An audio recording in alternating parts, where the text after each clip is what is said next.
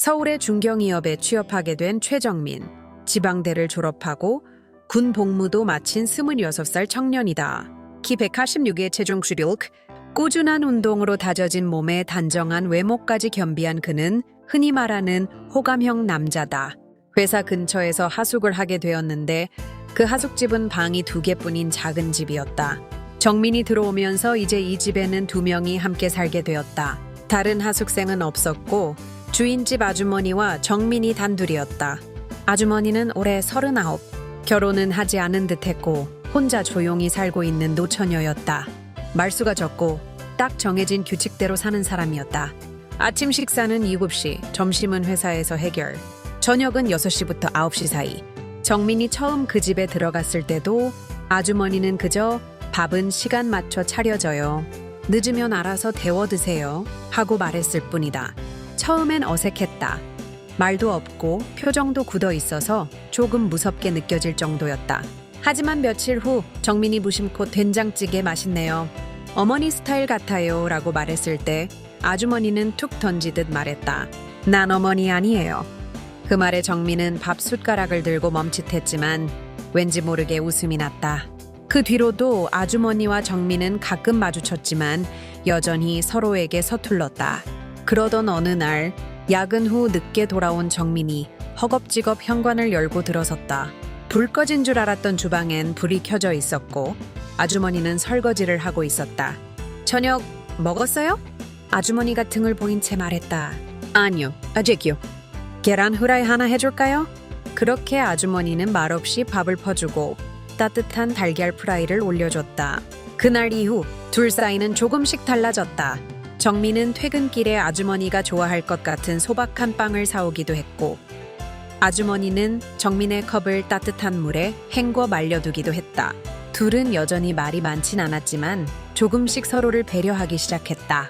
그러던 어느 날은 정민의 생일이었다. 회사 동료와의 간단한 회식 뒤에 집에 돌아온 정민을 맞이한 건 작은 케이크 하나와 초 하나, 그리고 생일 축하해요 라는 아주머니의 말 한마디였다. 그날 밤 정민은 홀로 방 안에서 케이크를 먹으며 생각했다. 이상하다. 여긴 분명 낯선 집인데 왠지 마음이 편하다. 그렇게 낯선 도시 서울에서 정민은 조용히 아주 천천히 그녀와 가까워지고 있었다. 하루 종일 회사 업무에 시달리고 지친 몸을 이끌고 집에 들어선 정민. 평소처럼 조용한 하숙집이겠거니 했지만 오늘은 무언가 달랐다. 문을 열자마자 정민의 코끝에 알코올 냄새가 스쳤고 작은 식탁에 앉아있는 미희 아주머니의 모습이 눈에 들어왔다. 그녀는 술잔을 앞에 두고 있었다. 소주병 반쯤 비워진 채, 그리고 고개를 푹 숙인 채 소리 없이 울고 있었다. 그 모습이 정민에게는 낯설면서도 묘하게 마음을 끌었다. 정민은 조심스럽게 다가가 물었다. 괜찮으세요? 미희는 고개를 들었다. 눈가는 벌겋게 달아있었고 입겐 억지로 지은 듯한 웃음이 걸려 있었다. 그녀는 멍하니 정민을 바라보다가 조용히 말했다. 같이 한잔 할래요? 정민은 말없이 고개를 끄덕였다. 그날 밤 둘은 처음으로 함께 술을 마셨다. 한두 잔이 오가고 어색한 정적을 지나 미희가 먼저 입을 열었다. 사실 나 결혼한 적 있어요. 정민의 젓가락이 잠시 멈췄다. 3년 전이었어요. 좋은 사람이었고 좋은 결혼이었죠. 그런데 아이가 생기지 않았어요. 계속 기다렸죠. 그러다 병원에 갔고 난 임신을 할 수 없는 몸이란 걸 알게 됐어요. 그녀의 목소리는 담담했지만 말끝은 떨리고 있었다. 그 사람은 말은 안 했지만 표정이 달라지더라고요. 결국 우린 헤어졌어요. 나는 결심했죠. 다시는 결혼하지 말자고. 아기도 사랑도 다 집어넣자고. 정민은 말없이 그녀의 말을 들었다. 조금은 놀랐지만 왠지 그녀의 외로움이 이해될 것 같았다. 아이를 좋아하긴 해요. 길 가다 유모차만 봐도 한참을 쳐다보곤 해요. 근데 그럴수록 마음이 허전해져요. 오늘은 그냥 그게 좀 심하게 왔나 봐요. 그녀는 고개를 숙이고 다시 한 잔을 따랐다. 그 잔은 그녀가 마시지 않고 정민 앞에 놓았다. 이상하죠? 하숙집 아주머니가 하숙생한테 이런 얘기하는 거? 정민은 조용히 잔을 들었다. 전 이상하다고 생각 안 해요. 둘 사이엔 말보다 깊은 침묵이 흘렀다. 하지만 그 밤의 침묵은 어색함이 아닌 서로에 대한 작은 이해였다. 정민은 그날 처음 알았다. 조용하고 무표정한 줄만 알았던 아주머니, 그녀의 이름이 미희이고 그녀에게도 말 못할 상처와 외로움이 있다는 것을, 그리고 어쩌면 이 작은 하숙집에서 그녀와 자신 둘 다 조금씩 치유되고 있는지도 모른다고. 그날 밤 이후 미희와 정민은 조금 가까워졌다. 여전히 말이 많은 편은 아니었지만 서로의 시선이 스칠 때면 예전과는 다른 눈빛이 오갔다. 서로가 서로의 상처를 어렴풋이 알고 있다는 사실. 그것만으로도 이 작은 하숙집의 공기는 이전보다 따뜻해졌다. 며칠 후 정민이 퇴근하고 들어온 밤, 미희는 그날따라 일찍 저녁을 차려놓고 있었다. 말없이 식사를 시작했고 식사 후엔 자연스레 차를 마시며 앉아 있었다. 정민이 먼저 입을 열었다. 저번에 아주머니, 아니 미희 씨가 얘기해 주셨잖아요. 아이 이야기요. 미희는 조용히 고개를 끄덕였다. 정민은 한참을 머뭇거리다 고개를 푹 숙이고 조용히 말했다. 사실 저도요? 저도 아이 가질 수 없어요. 미희의 눈이 놀라움으로 커졌다. 정민은 계속 말을 이었다. 군대에 있을 때였어요. 부대 축구 경기하다가 공이 너무 세게 제 그곳을 강타했어요. 그땐 그냥 아프기만 했는데 알고 보니 내부 손상이 심했더라고요. 의무실에서 6개월을 입원했어요. 수술도 여러 번 받고 결국 의사가 그러더라고요. 정민 씨는 정상적인 방식으로 아이 갖기 힘들 수 있어요. 정민은 그 말을 마치면서 작게 웃는 듯했지만 눈빛은 흔들리고 있었다. 그 이후로 전 여자친구도 안 만들었어요. 괜히 미안할까봐, 괜히 아플까봐, 누굴 좋아해도 끝은 미안함일 것 같아서. 미희는 말이 없었다. 그저 정민을 바라보았다. 그리고 눈에 눈물이 고이기 시작했다. 정민도 마찬가지였다. 그녀의 눈빛에서 자신이 겪은 외로움과 비슷한 그림자를 본 것이다. 둘은 아무 말 없이 그저 서로를 바라보았다. 아주 천천히, 아주 조용히 눈빛이 부딪혔고 그 안에 담긴 수많은 말들이 서로의 마음에 닿았다. 울음은 터지지 않았지만 눈물은 천천히 흘렀다. 정민이 먼저 손을 내밀었다. 테이블 위에 조심스레 올려진 손, 그리고 미희가 그 손 위에 살짝 떨리는 손을 얹었다. 말이 필요 없었다. 두 사람은 서로를 다독이고 있었다. 사랑이라는 단어는 아직 이르지만 그 밤, 두 사람은 분명히 서로에게 닿고 있었다.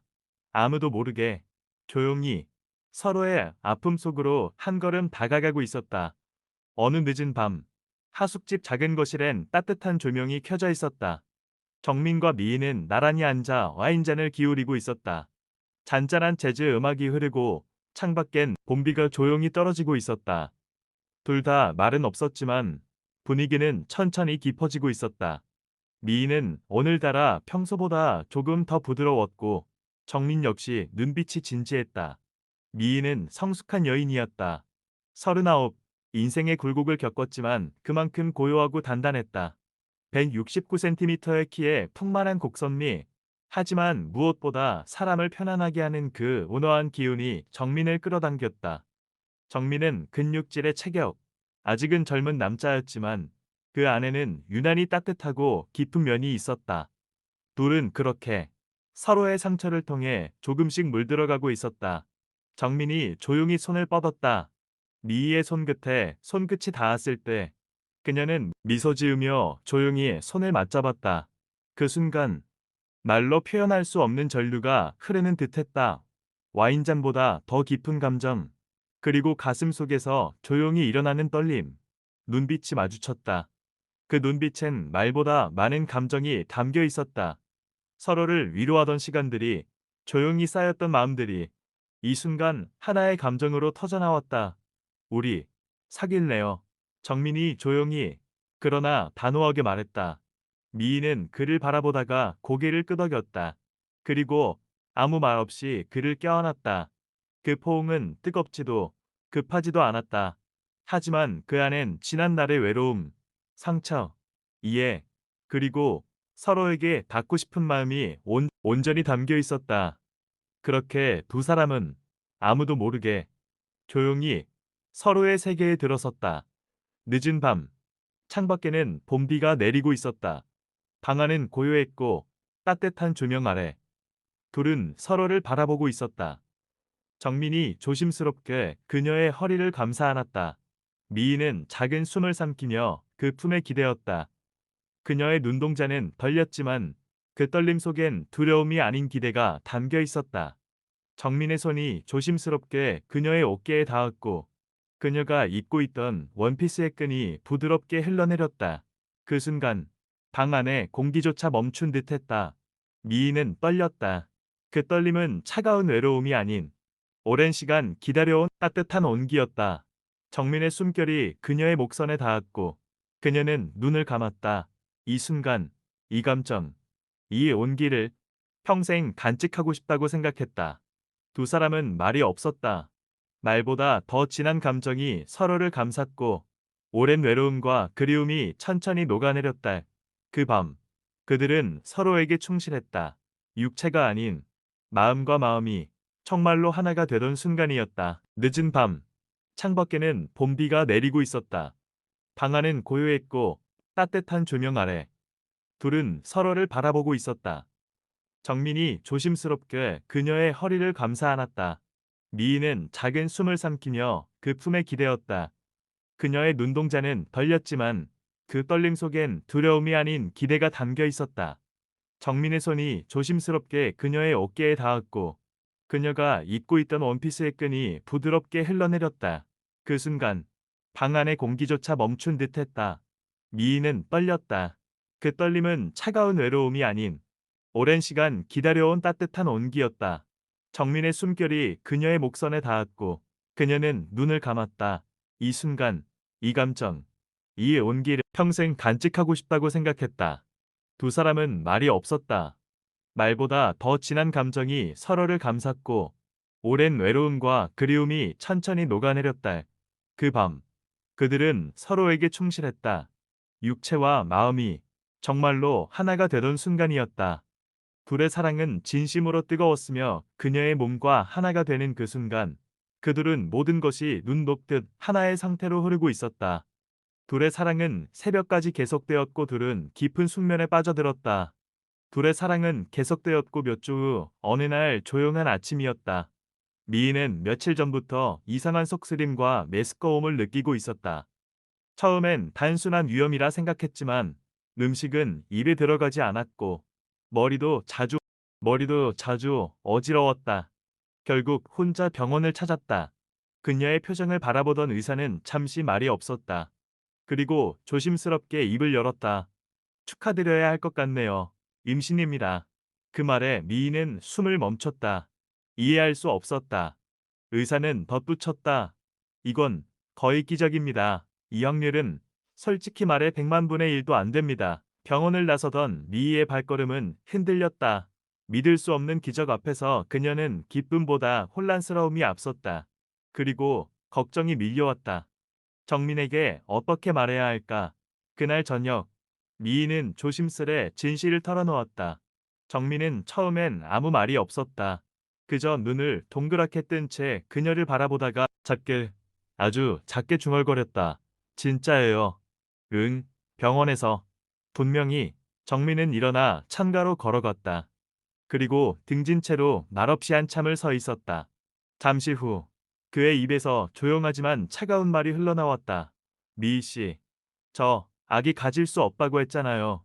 그거 기억하죠? 미희는 숨이 멎는 것 같았다. 정민의 말 속에 담긴 감정. 그것이 의심이라는 걸 그녀는 바로 알아차렸다. 혹시 전에 누가 있었어요? 정민이 돌아보며 물었다. 그 눈빛엔 불안과 분노, 그리고 슬픔이 뒤섞여 있었다. 미희는 눈을 감았다. 그 어떤 말보다 아픈 순간이었다. 당신도 날 믿지 못하는구나. 둘 사이엔 말로 설명할 수 없는 냉기가 흘렀다.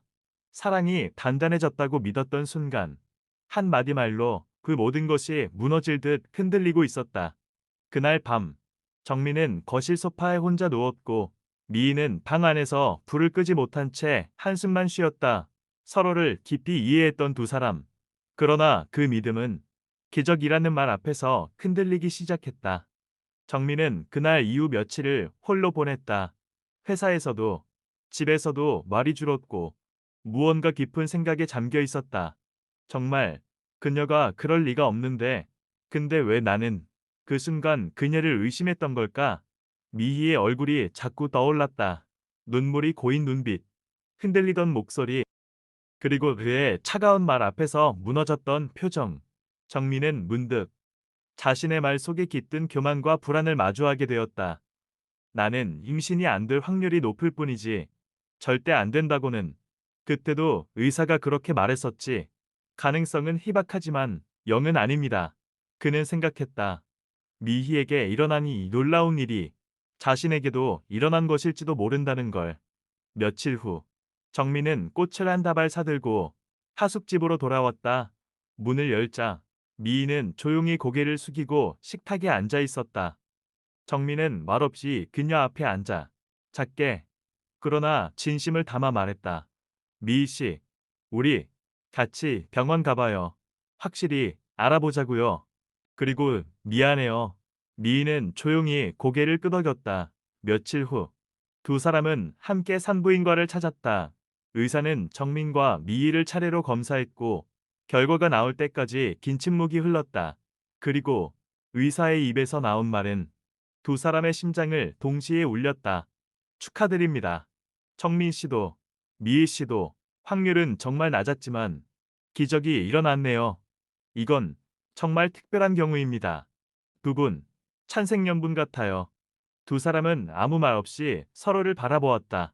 눈물이 천천히 눈가에 맺혔고 그 눈물이 떨어지기 전에 정민이 먼저 미희를 껴안았다.